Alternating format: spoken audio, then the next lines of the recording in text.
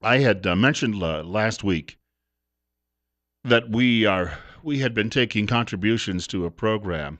It's called Town Square Cares.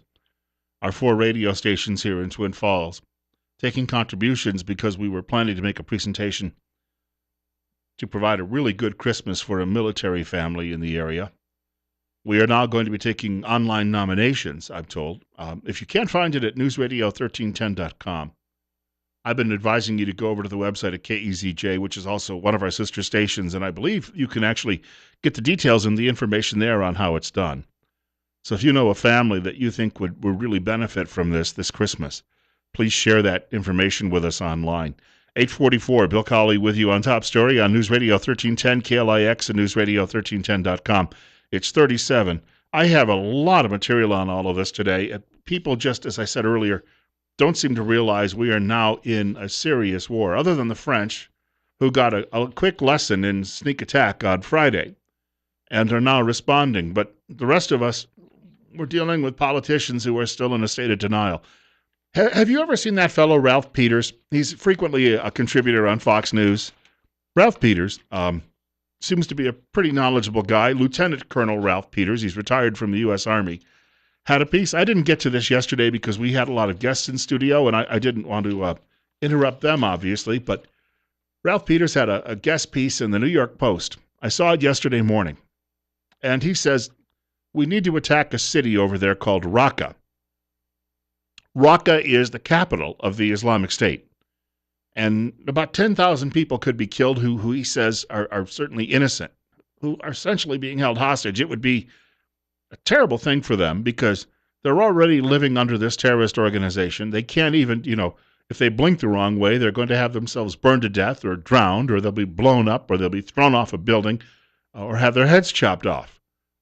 And unfortunately, he says, we still need to bomb Raqqa. In order to get rid of these people, this is the capital of ISIS. He said, we would probably have to level it, and a lot of innocent people could die. However, he has this to say. The generals who won World War II would start by leveling Raqqa, the ISIS caliphate's capital. Civilians would die. But those remaining in Raqqa have embraced ISIS mostly as Germans did Hitler. The jihadis, he writes, must be crushed. Start with their Berlin. Kill 10,000, save 1 million. Unthinkable, he says, well then fine, we lose. And the jihadists, he says, they'll always have Paris. Colonel Ralph Peters writing in the New York Post and sharing that. So we had a guest in studio yesterday. My friend John Brady was passing through on his way to a conference, and he's been involved in politics back in Delaware, where I used to work, and he was our legal analyst on air for 7 years at the radio station that I happened to work at. He also did election night analysis for us and the like.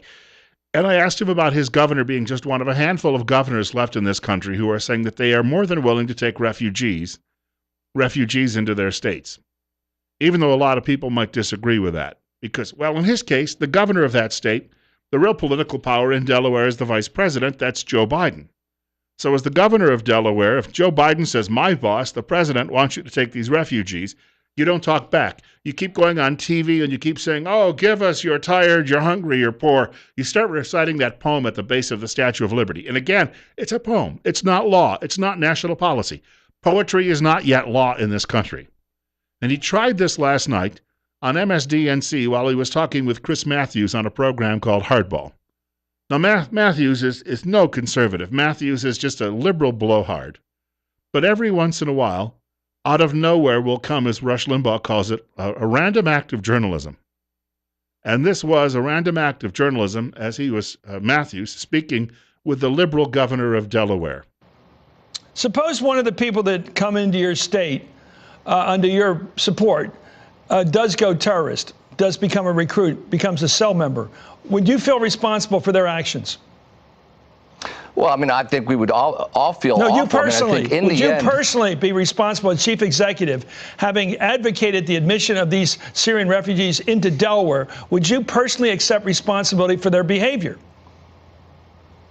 Well, yes, and let's remember, this is a federal program. And so all these governors can pretend. But you're advocating it. That you're saying bring them on. You're saying yes. You're coming on TV to say it's a good thing. Yeah.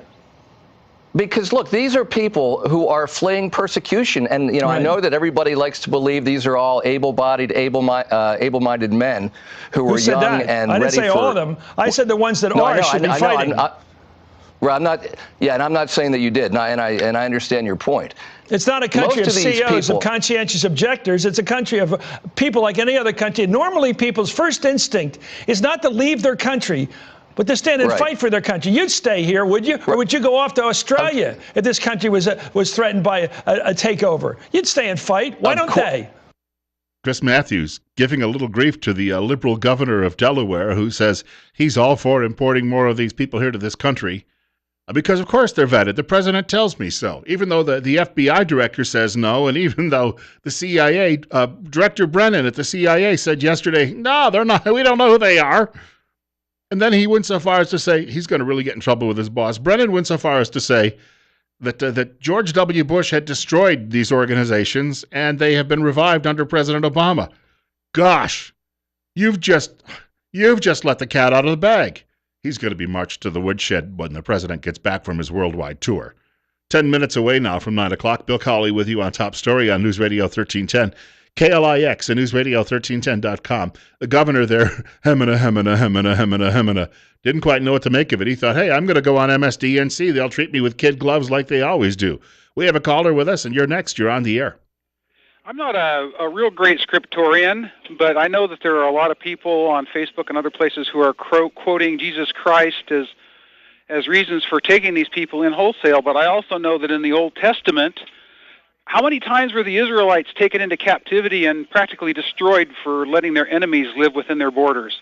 Yeah. It just seems really, really like a bad idea to do that. And Joshua was commanded by God to go out and wipe out entire civilizations, not just the warriors, but the women and children as well, because and their animals and their gold and their silver and all the stuff that was tainted by them. And he didn't because they didn't want God did not want his people tainted by those cultures. Which is that's just something that came to me yesterday, and it just makes so much sense. These liberals, though, who say, what would Jesus do? They approve of abortion. They approve of same-sex marriage. They, the laundry list of things they approve of. Then they turn around and they tell you, they approve of us all getting killed so they can feel better about themselves. That's a bad mentality. Sure is. I thank you very much. So every time someone quotes scripture like that, and I read a great point the other day. As a Roman Catholic, I read the Bible. And I read a commentary by a priest about this. He said Catholics are criticized for not knowing the Bible because they don't constantly have that scripture quote with them. In fact, what we do is we essentially read it. There's actually more scripture at a Catholic Mass than often you will find at an evangelical service. But we're told, think about this. Think about this. You're not necessarily memorizing it, but think about this as you read it. And so I try and do that. But I'm going to tell you right now, for all of these people to come out and say, well, Jesus would have wanted us to do this, and then they'll cite scripture, they had to look it up. Let's be honest about that. They went to Google and they wrote Jesus refugees or something like that, and they got what they wanted. Whatever Unitarian church posted that so they could find it, so they could buttress their argument. On the other hand, I have a friend. He is just a wonderful friend. His father was a fundamentalist Baptist minister for many, many years in Williamsport, Pennsylvania. And my friend likes to say, every time they do that, he says, I can always find some quote that will counter them. He says, that really makes them mad. They're just hoping that you don't do it. That's all. 853. And then, trying to tell us, some of these people never go to church. And then they're trying to tell us what we should think and what we should be doing. I had a U.S. senator who used to come on my show. He's a close friend of that governor you just heard speaking. In fact, he's a former governor of Delaware. His name is Tom Carper. I mentioned him to Mike Crapo one day, and Mike Crapo said, I've never seen the guy take a vote where I thought his conscience was at work, that he's just, I'm paraphrasing Crapo, but he said, he just seems to toe the line with the Democrat Party. Whatever they want, that's what he does, without much thought. And he'd come on my program, and he'd quote scripture on various issues, and yet he was pro-choice. In other words, he supports killing little babies in the womb. Now, I think it was in Leviticus, it was actually said that if you cause the death of a little baby in its mommy's womb, you're going to die. That's a crime. It's homicide, because life begins, yes, at conception. And the Lord said that He knew you before you were even born. And yet, when it comes to bringing in all of these refugees, Well, it would be mean to imply that some of them might be cutthroats. I just mentioned in the first half hour, if you're just joining us, the Pew Research Center, not a conservative organization, a liberal organization. Pew Research Center has said up to 30% of the people in Germany who they've been tracking came there with phony passports, phony identifications that they were Syrians.